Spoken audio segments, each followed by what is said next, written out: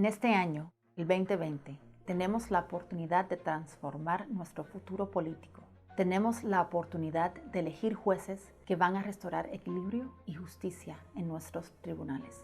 Tenemos la oportunidad de arreglar los sistemas rotos que hacen daño a la gente más vulnerable. Tenemos la oportunidad de elegir jueces que tienen empatía.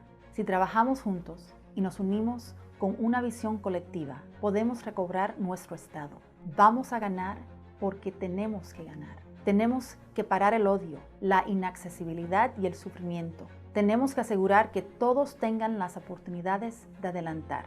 Nuestra causa y nuestro movimiento tiene que ver con la restauración de la justicia y la expansión de la oportunidad para todos. No podemos llegar a esta meta a menos que trabajemos juntos.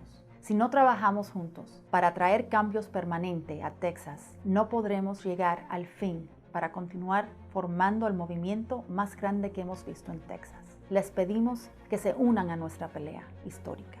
Juntos vamos a crear un estado donde todos podemos tener una mejor vida para nuestros niños. Juntos salvaremos a Texas y en turno a nuestro país. Los invito a que se unan a nosotros. Muchas gracias.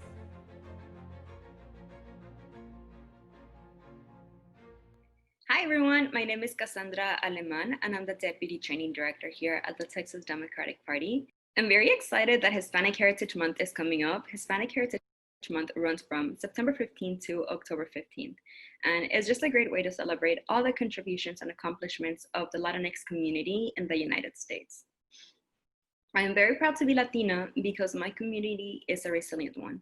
We know that any hardship that we might face, we like to find the joy in it. So we also know that any hardships that we go through, they're for a reason, and we know that the outcome is going to be better than whatever it is that we face. That is one reason that I am very proud of my cultural heritage. I just like that we like to find the joy and the happiness and just the bright side of many situations, which definitely makes life easier. 2020 is an incredibly important election year. We have so much at stake, not only the presidential election or making sure that our 38 electoral votes go to Joe Biden and that they do not go to Trump, but we also have a lot of up and down the ballot races. We have one of the most important environmental races, the Railroad Commissioner, which has nothing to do with the railroad. I know, that was very surprising for me to learn, but it does have everything to do with the environment. Our candidate is Krista Castañeda, so make sure that you go and vote for her and the many Texas Democrats up and on the ballot. We also have redistricting coming up in 2021. We want to make sure that we are able to get a Democratic majority in the Texas House, just because we want those districts to be drawn in a way that represent the people who live there, and that our voices are not, that our power is not taken away from our voices, but rather that our voices are heard. So we have that at stake. We also have something that I like to remind people is that the election is not just about who we put into office, but also who the president nominates to or appoints to judicial positions. So the president can appoint or nominate people to judicial positions that are pretty much for life. So the people that he appoints are going to stay there. And that is something that we have to keep in mind, just because we want to make sure that we have Supreme Court justices who are going to represent the people and not that they're going to represent a particular party. And then also that they, the federal judges that we have, that they are not following Trump's agenda. So just make sure that you go and vote. The deadline to register to vote is October 5th. And there are so many things on the ballot, not just the presidential ticket. There's just so many important things that you need to go out and vote for.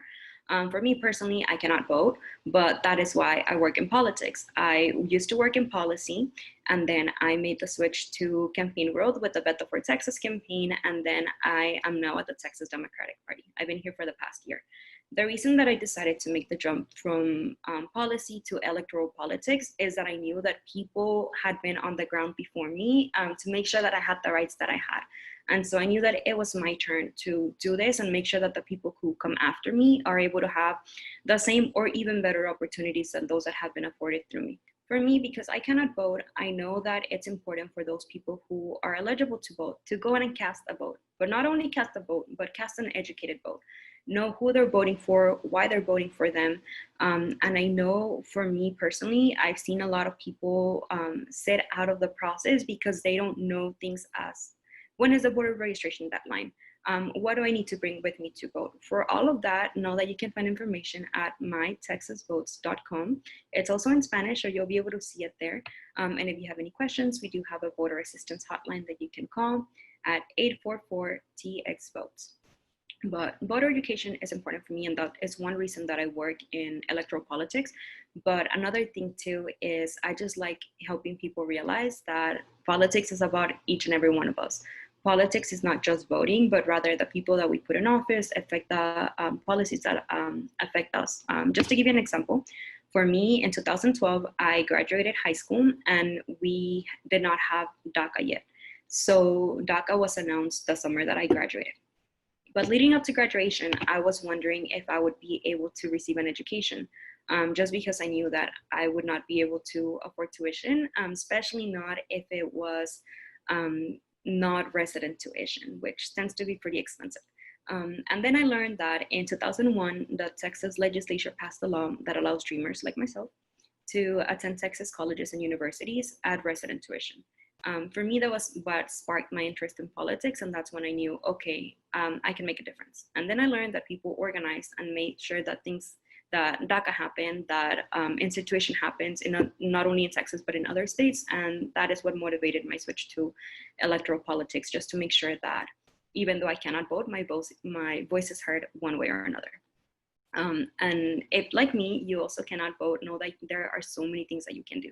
You can volunteer, you can work in politics, you can share information with your family members who can't vote. Just make sure that everyone has all the information that they're going to need and that they're able to represent you through their vote. Because again, if like me, you cannot vote, there's so many things that we can do to make sure that those that are eligible to are going out to vote. One of those things that you can do is make sure that everyone has an updated voter registration. Again, the deadline for that is October 5th. And then once you're registered to vote, just make sure that you call everyone that you know can vote and let them know that you're going to be voting for Democrats, open on the ballot, what's at stake for you, what are the issues that are more important to you, whether that's the environment, whether that's supporting dreamers like myself, whether that is supporting reproductive justice, a livable wage, access to healthcare. And also another thing that I would like to mention is that the Latinx community is one of the hardest hit communities by COVID, and we also one of the most uninsured. So just remember that all of that is on the ballot this November, and make sure that you're going out to vote. Also, early voting starts October 13th, so make sure to go and vote early and do everything that you can so that we are able to be represented. The past 4 years under the Trump administration have absolutely been difficult, but I know that there are other Latinx folk throughout Texas and throughout the United States who are also in that situation. But again, we are resilient people and we always find the best in even the worst times.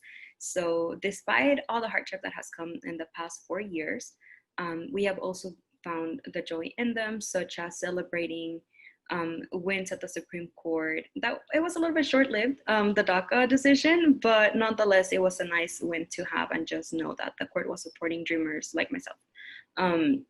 Here at the Texas Democratic Party has stood with the Latinx community, not only in issues that are very important to us, for example, healthcare, job creation, dreamers, immigration in general, but also making sure that the Latinx community is ready and mobilized to go out and vote this 2020 and beyond.